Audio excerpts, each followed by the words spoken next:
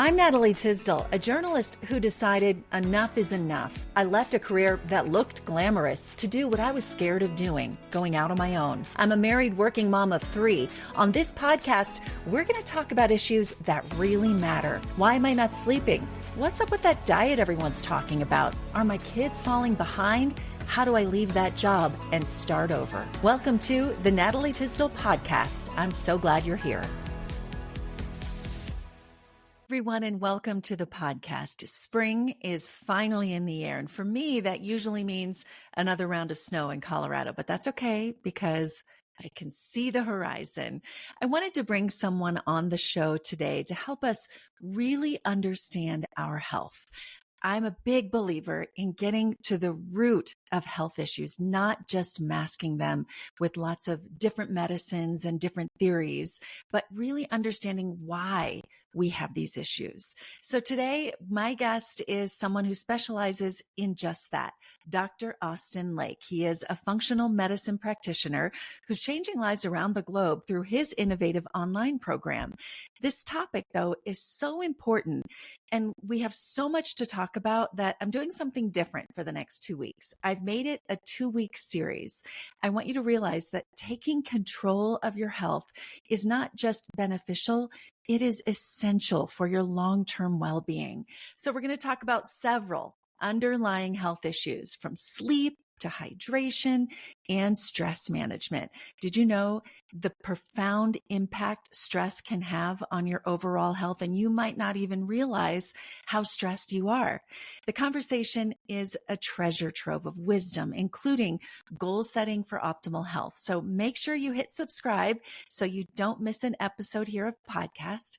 And by the way, you can always get more information by going to my website, natalietysdal.com. Let's get started with part 1 of my conversation with Dr. Austin Lake. Dr. Lake, thanks for joining me today. Yeah, thanks for having me. I'm really excited to be here. This is an issue that it's close to me because as a health reporter for so many years, I was always bothered by covering up issues just to feel better. And Sure. I'm a big believer in getting to the root of the problem, find out why you have the problem, whatever it is. And I know that that's a theme for you. Yeah, absolutely. And I think it's one of those things that having had gone through my own health journey, I think a lot, you often you don't know what it's like until you go through it, right? And you start to experience the masking, and it starts to kind of compound to a certain extent before it becomes a much bigger problem if you don't get at the root. And so, yeah, it's definitely a big passion of mine. I did an interview years ago with someone you might know, and she wrote a book called Drug Muggers. And it's just that. I'm taking one thing and then you end up taking another thing. You take another thing, all because of the symptoms you're getting from the first thing. Sure. So I know that's how you got into what you do, but give us an idea of where to start. I like to go there first for people, where to start. Maybe people have some underlying issues and they don't know how to get started in fixing or feeling better. Yeah, I think this is an interesting conversation because a lot of people, the first thing they assume they should do is go to their doctor and get a bunch of tests. And though that can be a really great tool, and depending on your symptoms, it may be necessary. But I think for a lot of people who are just trying to improve their health, the first thing to start with is just like, okay, what are things that I can actually control? Am I being diligent with my sleep? Am I hydrating my cells? Like, am I actually eating good food? Am I working on reducing my stress? Like, if we're not doing those things up front, you have to start asking the question, like, well, what are they going to do if I go to my doctor and I get these tests done and they tell me that I have insulin resistance, or they tell me that nothing's wrong, but I still feel this way? Well, either it's going to be a procedural recommendation of, this is a surgery or this is the pill to take. Typically, most times you go to your doctor, they're going to tell you to eat healthy and to exercise. So you're like, okay, well, I already know that. So then it's like, you have to decide, like, what is the next best step for you? And I think so many people make this mistake of prioritizing the procedural interventions that really are just kind of giving you a bit of a dopamine hit and making you kind of feel like you are doing something. But the reality is that most of us need to just start taking action and actually controlling what we know we need to start controlling, like the things that we actually have the ability to control. Like, that's where you start. And then I think depending on what your symptoms are and how it's manifesting, if it is something serious, obviously go to your doctor, rule out those severe things. But more times than not, you're going to be told you're fine. You're going to be told here's a medication, or you're going to be told to diet and exercise, which you're then like, okay, well, what does that actually look like for me? Yeah. Yeah.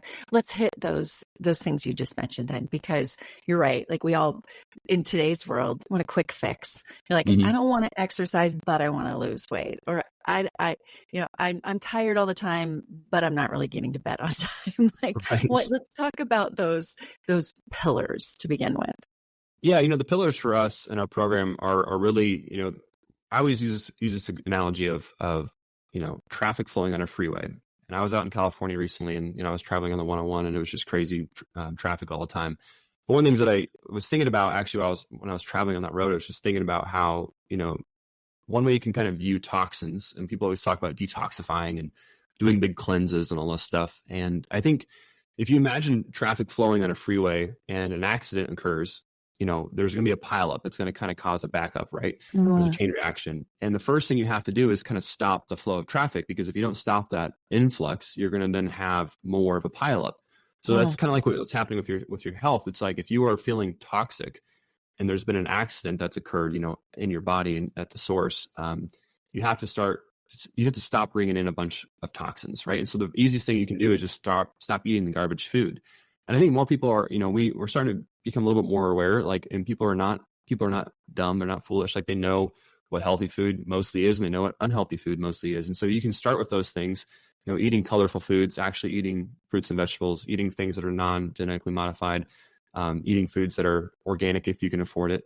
If you're going to eat meat, which I'm a huge advocate for, making sure it's grass-fed, grass-finished. Like those are just, those are the simplest ways from a dietary health perspective, just to get your body to where it's no longer bringing in a bunch of garbage. And then once you've done that, then you can start to allow your body to proactively deal with the accident site, right? Where there's a potential for damage that needs to be kind of cleared up. You can obviously use different supplements to do that. You can work with a practitioner like myself to do that. You can kind of be more proactive in the sense of how you're going to be handling that specific injury site. And then once you get that going, you can restore kind of flow. And this is where I say, for a lot of us, we don't need to be perfect with health. Like it's impossible to live perfectly, but building resiliency does take intentionality. And I think a lot of people are not being intentional enough with their decisions, so that, even if their body is capable of healing, which all of our bodies are, we're not giving it much of a chance to actually address the problem. And instead, we like to, like you were saying, kind of focus on this quick fix of, doing a 20-day, 21-day cleanse, or, taking a supplement or taking a pill or whatever it is. Like we don't want to actually do the work of putting in these pillars. And so you asked the question, like, what are these pillars? Sleep is obviously a huge one. I know you've talked about this on your podcast and a lot of other great things, but, sleep is the biggest one that we can really emphasize. And I think so for a lot of women and people in particular, but women specifically, what I've noticed with my clients is that I think a lot of women try to reclaim their day at nighttime. And what I mean by that is that, they have a lot going on. They're taking care of everybody else around them. And then nighttime comes around. It's like, well, I finally have some time to myself. I'm going to stay up a little bit later. And I always use this analogy of, missing the bus to Sleepy Town, which is kind of, silly in a sense, but it kind of sticks with people. And what I mean by that is if you're feeling tired, and let's just say it's 9 o'clock and you're like, hey, I could shut it down and I could be asleep pretty quick. That's your body's cue, right? That it's time to fall asleep. But most people, what they do is they skip that first bus. That first bus is going to take you straight to Sleepy Town. You're going to have a nice journey. You're going to get to your destination feeling all rested. But people miss that first bus and they catch the second bus thinking it'll be the same. But the second bus is not the same. It's stinky. It has multiple stops. You wake up multiple times throughout the night, and you often will get to your destination just feeling more tired. And so I think for a lot of people, that's what they do with their sleep, is they miss that first window of opportunity to engage in a deep sleep, and they catch the next opportunity. But that next opportunity is often going to be, you're going to be experiencing more levels of cortisol fluctuation. Your melatonin might be a little bit lower. And so you're not going to be getting into as deep of restful sleep. And so the easiest thing to do is just kind of honor your cues from your body and just start to engage into a nighttime ritual of kind of, no phones, which is a big problem for a lot of us. We're watching shows on our laptops, we're on our phones before bed, we're maybe eating food, too soon before bedtime. We're having discussions with our spouse that maybe shouldn't be happening at that time of night. Like they're all kind of engaging this part of our nervous system that is like excitatory and not calming. And so the easiest thing is just to create this ritual where it's like, hey, we're not going to have these conversations after 9 o'clock. We're not going to watch TV after 9 o'clock or be on our phone or whatever that is for you. And then start to, read a book, like a real book, and do so in a chair, not in your bed, because oftentimes people will, or their brains will start to associate when they're in a particular environment. Like if you're laying in bed reading a book and your body's like, well, I'm in bed, I guess it's time to fall asleep. Well, I guess not, because I'm going to be reading my book now. It kind of starts creating this association with your brain to where you start to kind of associate, like, you don't have to fall asleep if you're in bed. Instead, if you like read in a chair and kind of create this habit in a chair or a different room, even while you're reading your book, it can start to associate, these different kind of brain patterns within these habits. And so the easiest thing to do is kind of create this habit that works for you, works on a consistent basis. And that's where that sleep is such a huge pillar. And I think for most women, the priority needs to be, if you can, in an ideal world, is to try to set an alarm for bedtime, like instead of setting an alarm to wake up. And I understand we have to wake up to go to our work and all that kind of stuff. We have responsibilities, but I think if we can allow our bodies to wake up naturally in the morning time and kind of set an alarm as like a last, possible time that we can get up. If you go to bed a little bit earlier, which I've heard you talk about, obviously it gives you that time to build in the morning time where you can then prioritize what matters most to you. It's whether it's you're having a morning prayer time or your Bible reading, whatever it is, like it just allows you, or like maybe just even prepping breakfast and not eating convenience foods and just eating a real breakfast. All these things you're going to be hitting your circadian rhythm a little bit more efficiently if you allow your body to wake up naturally rather than using an alarm clock, which oftentimes we'll snooze. We'll just hit the snooze button, and it kind of causes that bit of a sudden shock to our system, to where it's like, oh, time to get up again, and it kind of jolts you a little bit. But it's not nearly as effective as waking up naturally with a high level of cortisol. So that would definitely be the first pillar. Sorry, I went on a bit of a tangent there. I apologize. That's so good though. All of this, like, so I have a couple of questions. Yeah. So first of all, the first thing you mentioned was putting good things into your body, and that's a habit. It's just a habit. It's making it a priority. So we can say, yep, we need to do that. We know that. Sure. We all pretty much know what's good. So we can act like we don't, or the drive-through, whatever is like easier, but to really make that a priority. Okay. So secondly, with sleep, I find this really fascinating. I've never thought about setting an alarm to go to bed. So that you're not just kind of winging it every night, but that's your priority. I have this app, and I think you'll like this. So probably not good. You might not like this because it does sit in my room of the phone, but it wakes me up in the window of when I'm already starting to wake up. Yeah. So if I tell it I want to get up at 6 a.m., from 5:30 to 6 a.m., it knows there's movement in the room. And it's like, I sense movement in the room. And it slowly gives me this music, and that wakes me up. Yeah. So is it the sleep app? Is that what it's called? It is the sleep app. Yeah. Yeah. Yeah. I actually recommend that one. That's a good one. A lot of people use. And I don't think that, the electromagnetic frequencies is a whole different conversation, of having it by your head and having it charged and all what that can do for your brain activity and all that stuff is one factor. But I think having it, in your room, somewhat close by to where it can do its job, that's great. I think for a lot of people, you can start to condition that naturally, right? And I think, it's harder in the winter time when, it's so dark out in the mornings and you're not getting that natural daylight to kind of stimulate you. But there's ways to kind of, you can use technology to help with that. But the best thing I found is just having that predictable pattern to where your body just knows what you want, right? And I think oftentimes when we start to create circadian dysregulation, it's because we're dysregulated. Like our environment is not consistent and we are not prioritizing these pillars. Yeah. Okay. So we talked about food. We talked about sleep. What would you say is next? Well, I mean, obviously, I think, hydration is the first thing that comes to my mind next. After that, I mean, all these things are equally as important in a roundabout way. But a lot of people are hydrating improperly. And what I mean by that is they're usually drinking filtered water that has no minerals left in it. And they're either drinking mineral or filtered water that's been demineralized, or they're drinking tap water, which has chlorine and fluoride. And so there's kind of like a double-edged sword there you have to be a little bit careful with.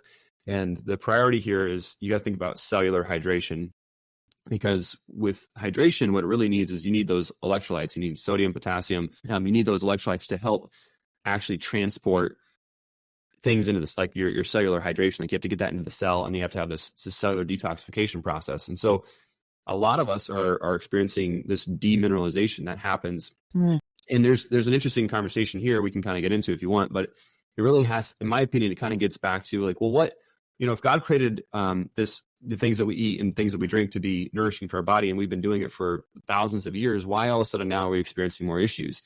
And from my research and understanding, it's because of this, primarily what's happening with glyphosate and what's happening with these herbicides and pesticides, because they started to create these pesticides to keep their crops from getting, attacked by, pests, essentially. What they had to do is they had to genetically modify the crop so that they can actually spray products so that the product will not die, but the weeds will die. And so what happened was this is where genetically modified comes into play.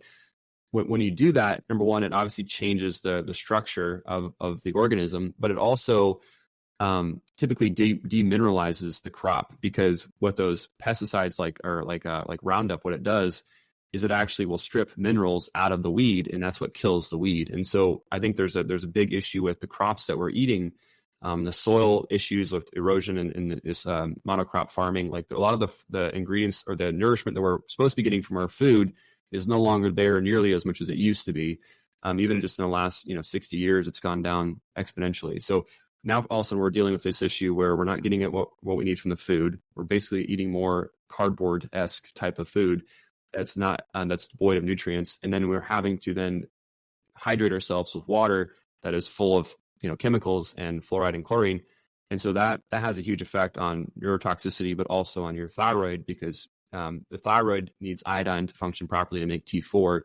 And oftentimes chlorine and fluoride will compete for that absorption, and they'll deplete your iodine resources. And so same is true if you're in the shower, for 10 minutes, it can often fill you up with as much chlorine as drinking like 8 glasses of water that has chlorine in it. And so just taking long showers is a problem for people if they don't have filtered water in their house.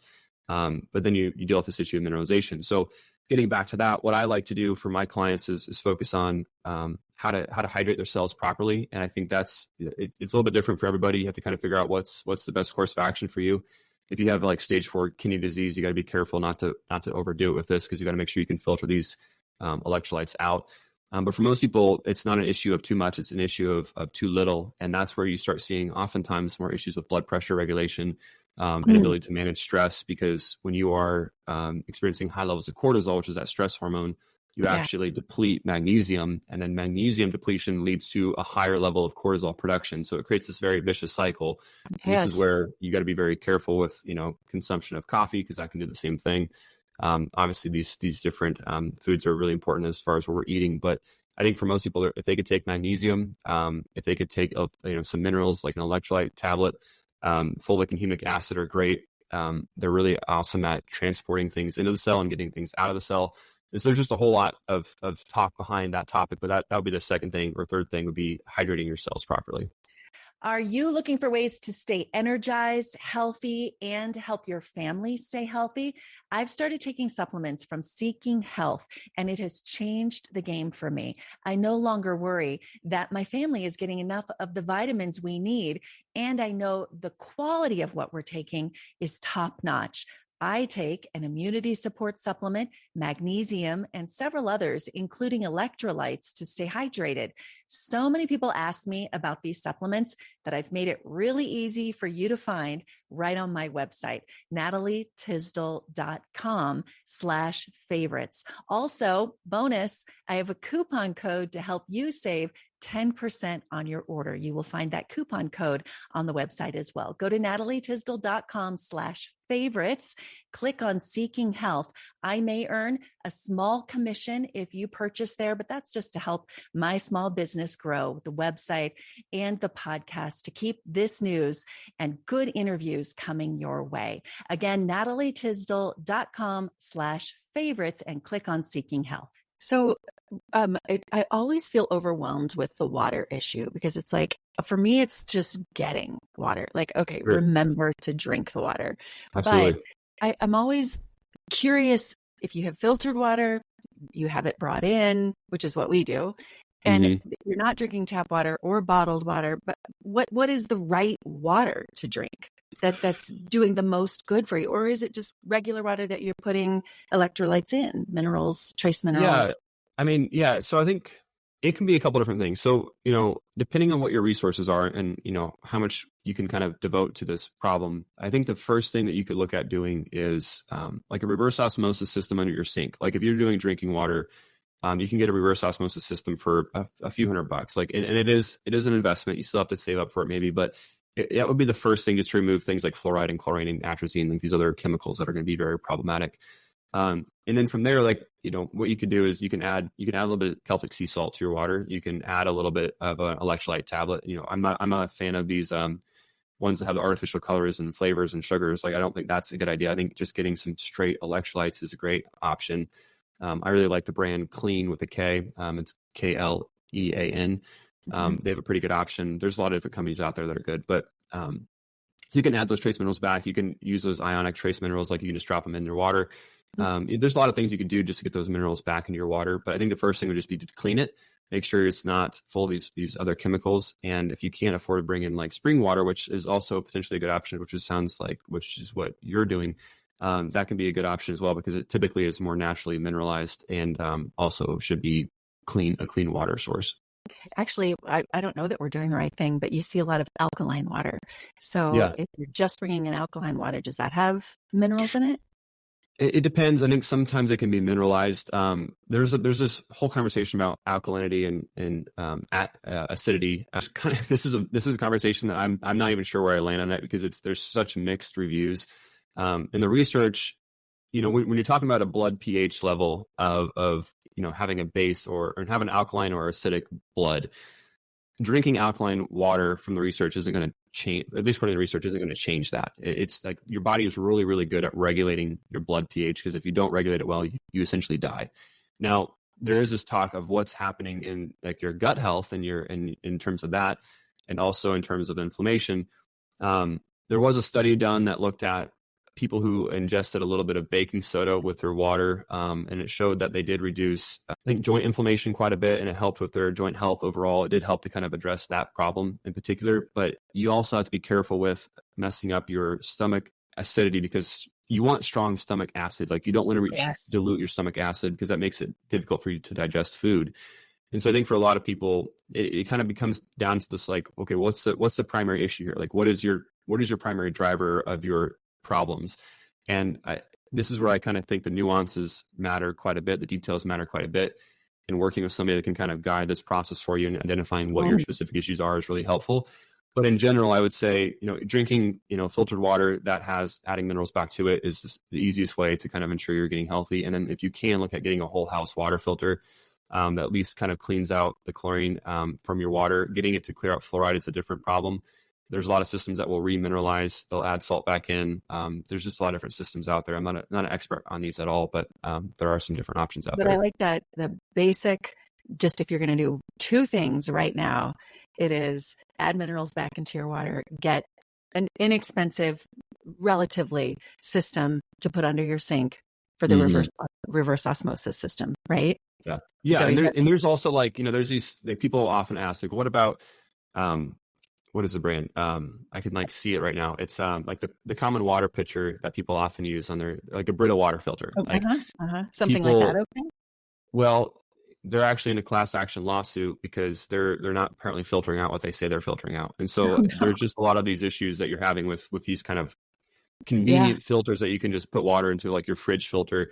Most of those are probably helping a little bit, but probably not enough. And that's why I think a reverse osmosis is probably the most scientifically documented to remove the things that it says it's supposed to remove. And it's nice because you can hook it up underneath your sink, and you just have a continuous water, filtration cycle. So you can just get water whenever you need it. And it's just more convenient to me to kind of set it up and just get it in place for the long-term commitment. I agree. Okay. So we've hit 3 pillars. What other advice? We're talking general, but just to feel better. I know you work with a lot of women to feel better overall and get to the root of your real issues. What other advice would you have? Yeah, I think it's, in addition to the sleep and kind of, stress is obviously a huge one. That's a conversation we could spend a whole topic or a podcast topic on, but I think I'll touch on that briefly, and then I'll transition into a couple of different things. Women have a higher likelihood of perceived stress. And really what that means is that, you you can have a standard environment that a male and a female is exposed to, but women are going to often perceive things to be more stressful. And I think, we have to kind of look at things culturally to kind of get a better comprehension of what's going on. In my opinion, I think that a lot of women are taking on multiple roles that they maybe didn't have in the past. And what I mean by that is 50 years ago is you manage the house, you manage the children, and you kind of make sure things are tidy, whatever it was. And that was kind of your role. Now it's all of a sudden women are still doing those things. They're nurturing their family, and they're maybe out working, and they're adding more to their plate, right? And so all of a sudden it's like it becomes more complex for you to function and feel good. And the body is like very intelligent. Like, right, we kind of view it as like a dumb bucket, but it really is a very intelligent design that God created. And I think, he talks about rest all the time throughout the Bible. Like he even rested on the seventh day in his work. And I think we don't prioritize rest enough. And when our body starts malfunctioning, we're like, I don't know what's going on. I don't know why my hormones are messed up or why I'm feeling such imbalance. And it's like, well, like your stress, like your stress hormone cortisol, like there's a stress cortisol receptor on like every cell of your body. And so what that means is that cortisol affects everything. And so you can't get away from it. If you think that you can just kind of keep pushing through with more caffeine or more sugar and less sleep, there's a consequence to that. And I think we don't talk about that consequence enough, because the consequences are, okay, just like there's insulin resistance where your body starts pushing back against the beneficial effects of insulin, there's also cortisol resistance to where your body can start pushing back against the benefits of cortisol. And so if you have this ongoing reliance on cortisol release to kind of get through your day and just survive, the consequences are, okay, well, there goes your libido, there goes your testosterone production, there goes your ability to make muscle. We're going to start taking this extra energy. Instead of using it for muscle production, we're going to use it for storage, because we might be going into a period of starvation, because that's what our ancestors had to do. And so now you start storing more fat. Your hair follicles are no longer strong. You start having thinning of your hair. You start just experiencing the side effects of being in this chronic stressful state. And stress is at the root of 90% of all disease. And so you can think about like how this one big chunk of a problem literally affects like almost all things in our modern day and age. And so I think if we're not implementing stress reduction tactics and expecting to heal, it really is a futile action. And I think so many women, like I can't emphasize that enough. Like if you are a Christian, it's even more important to then rest into this idea of like, okay, what does it actually mean for me?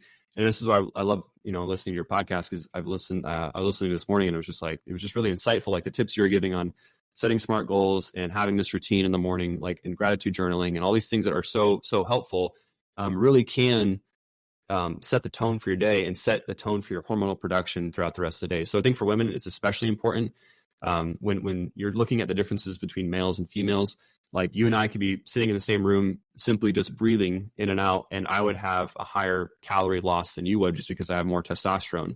Like you have a lot of testosterone, but it's not nearly as much as me. And so when we start seeing these differences, how does stress affect that? Well, stress will take this testosterone, which is a good thing, and convert it into more male androgens, which is, you start seeing like, facial hair development, or you start seeing changes with your body that are not all that favorable. You start converting estrogens poorly. You start having a lack of progesterone production. And that's where you start getting this estrogen dominant issue. And then when you start getting that, you start having these estrogens there's excessive levels of estrogens. They can start storing in your fat cells. That makes it more difficult for you to lose weight. You start getting this recirculation of toxins, and then all of a sudden you just feel like you're a mess. And so that's kind of how it happens on a practical day-to-day basis. But the good news here is, if you go back to what we talked about before with the food, with the sleep, with your hydration, with getting in a couple of supplements here I'll mention in just a second, like your body can start to get what it needs, and it can start to give you what you want.